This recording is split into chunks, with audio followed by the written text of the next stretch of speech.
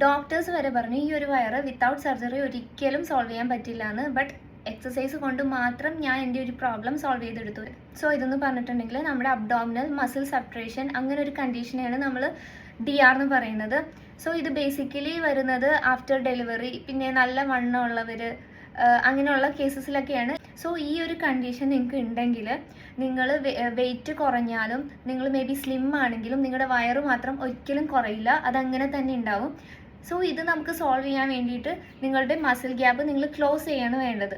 So അതിന് വേണ്ടിയിട്ടുള്ള exercise നിങ്ങൾ ചെയ്യണം. നിങ്ങൾ ഇതൊന്നും അറിയാണ്ട് ഫസ്റ്റ് തന്നെ പോയി ജിമ്മിൽ പോയി ജോയിൻ ചെയ്ത് വെയിറ്റ് ട്രെയിനിങ് ചെയ്തിട്ടുണ്ടെങ്കിൽ ഈ ഒരു കണ്ടീഷൻ മോർ കോംപ്ലിക്കേറ്റഡ് ആവും, കുറച്ചും കൂടി മസിൽ ഗ്യാപ്പ് വരും. അങ്ങനെ മസിൽ ഗ്യാപ്പ് വന്നിട്ടുണ്ടെങ്കിൽ നമ്മുടെ ലോവർ ബെല്ലി ലൈക്ക് ഹാങ്ങിങ് ബെല്ലി പോലെ ആവും. ഈ ഒരു പ്രോബ്ലം സോൾവ് ചെയ്യാൻ വേണ്ടിയിട്ട് EMS ട്രീറ്റ്മെൻ്റ് ഒക്കെ റെക്കമെൻഡ് ചെയ്യുന്ന ഒരുപാട് ക്ലിനിക്ക് ഉണ്ട്.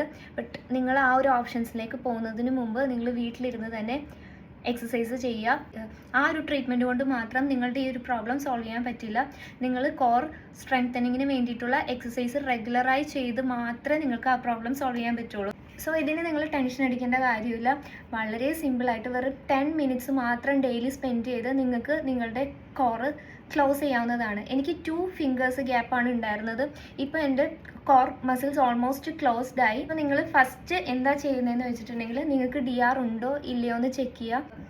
DR ഇല്ലെങ്കിൽ നിങ്ങൾക്ക് ജിമ്മിൽ പോവാം, വെയിറ്റ് ട്രെയിനിങ് സ്റ്റാർട്ട് ചെയ്യാം. DR ഉണ്ടെങ്കിൽ ഞാൻ അവർക്ക് റെക്കമെൻഡ് ചെയ്യുന്നത് ഹോം വർക്കൗട്ടാണ്.